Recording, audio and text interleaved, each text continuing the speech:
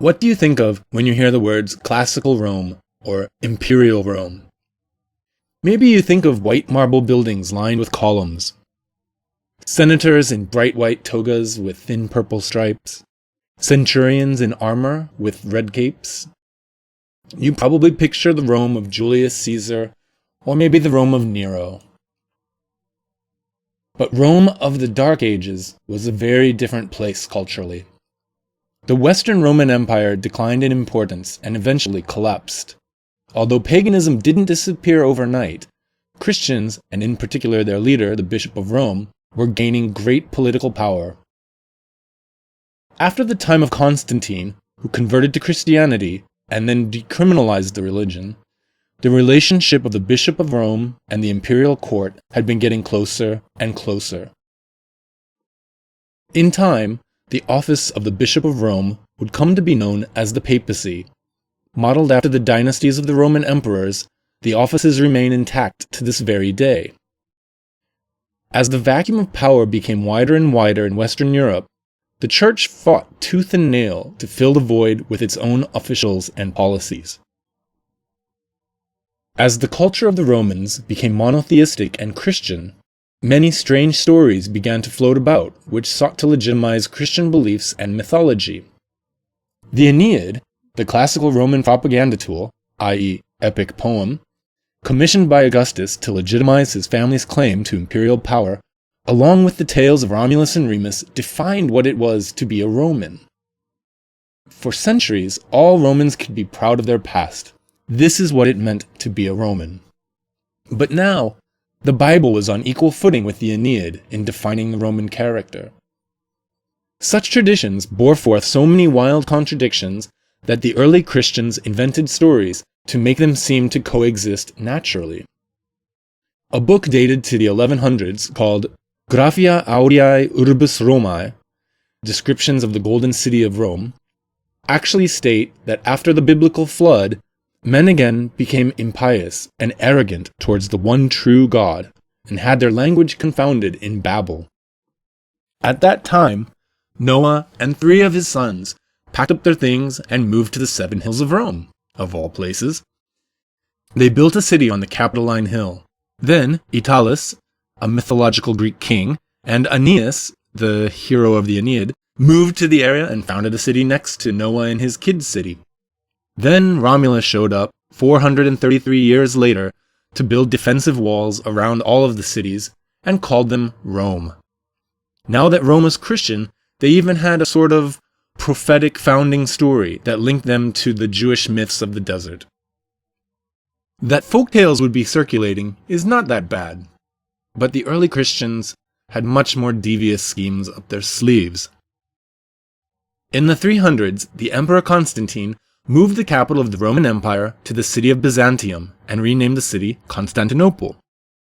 When he left the city, he also left a power vacuum, which the Bishop of Rome and his officials were all eager to fill. In the centuries that followed, the bishop was a member of the imperial court who stayed at Rome to oversee the spiritual guidance of the Romans. He acted in the name of the emperor, and after the fall of the Western Empire, in the name of the Eastern Roman Emperor. So the papacy had good connections. Very good connections. In the chaos that followed the collapse of the Roman Empire and its infrastructure, the Bishop of Rome was the one constant thing that could be relied on.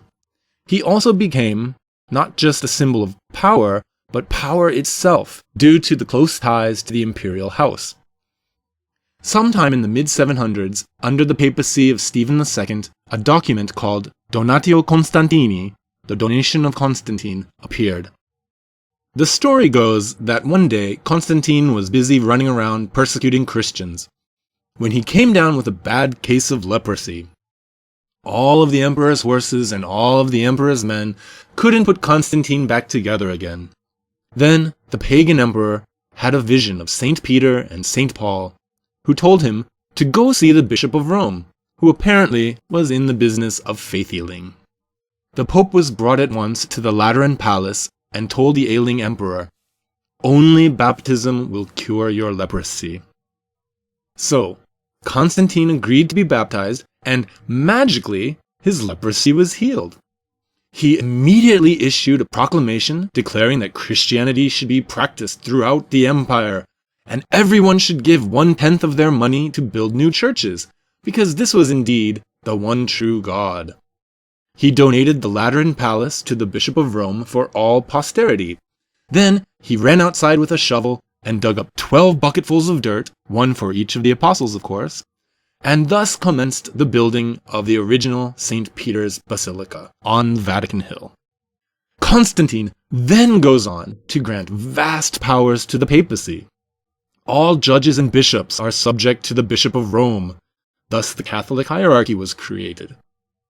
He grants the Pope and his successors the imperial crown, the purple mantle and the red tunic of the emperors, the scepter, the standards and the banners, and all the imperial paraphernalia. All clergy were granted senatorial status and were granted the right to, quote, ride on white horses adorned with saddlecloth of purest white, wearing white shoes like senators.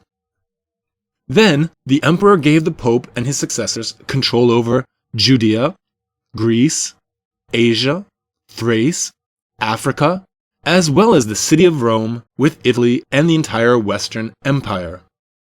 He even offered him the title Western Roman Emperor, but the bishop refused the crown in humility and promised just to wear his humble Phrygian cap, the precursor of the big pointy cap worn by popes today.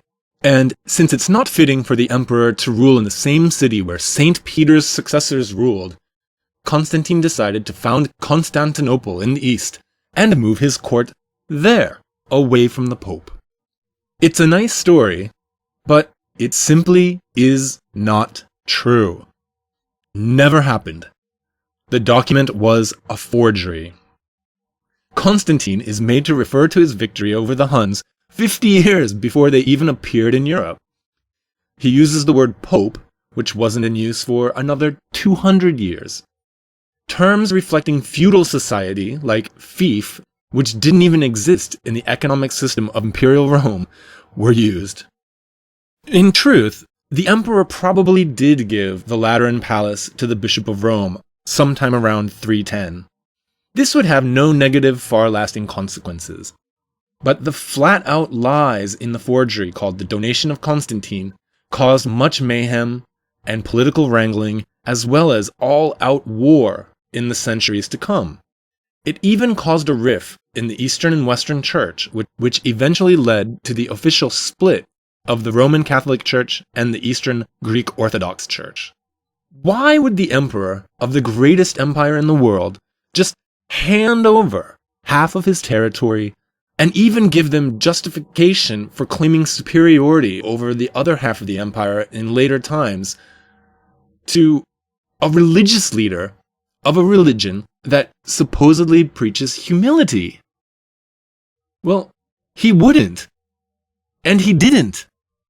This never happened. The greedy priests and bishops, and in particular the Bishop of Rome, wanted power.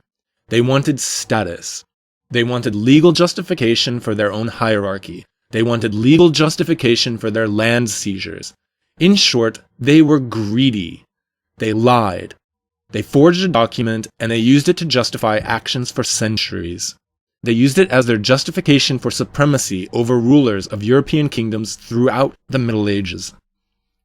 What gets me about this is Christ's basic message was, love your neighbor. The meek shall inherit the earth. Render unto Caesar what is Caesar's, etc. And yet, here is an early example of Christians grabbing power illegally, through deceit. They claimed dominion over earthly kings, and they set the stage for theocracy. It's easy for modern people living in Western secular democracies to look back at history, especially the Middle Ages, with a certain detachment. Something like the Spanish Inquisition seems like more of a joke from a Monty Python skit than a reality. But it was real. Medieval societies were not secular.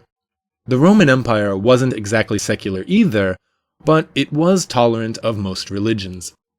Christianity, with its one true God philosophy, had not only infiltrated the Roman state, but it eventually spilled over into the courts of all of the medieval kingdoms.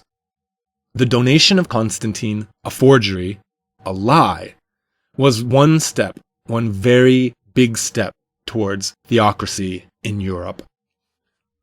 When you look at theocratic countries like Iran or the tribal areas of Afghanistan where clerics run the show and women are stoned to death for adultery, where books are burned for teaching something that is heretical to Islam, you should think about the early church. There are many similarities. That is why people need to be more aware of when religions try to grab power. It happens in little steps, sometimes with a lie, sometimes with a vote, but all monotheistic religions are the same in this way.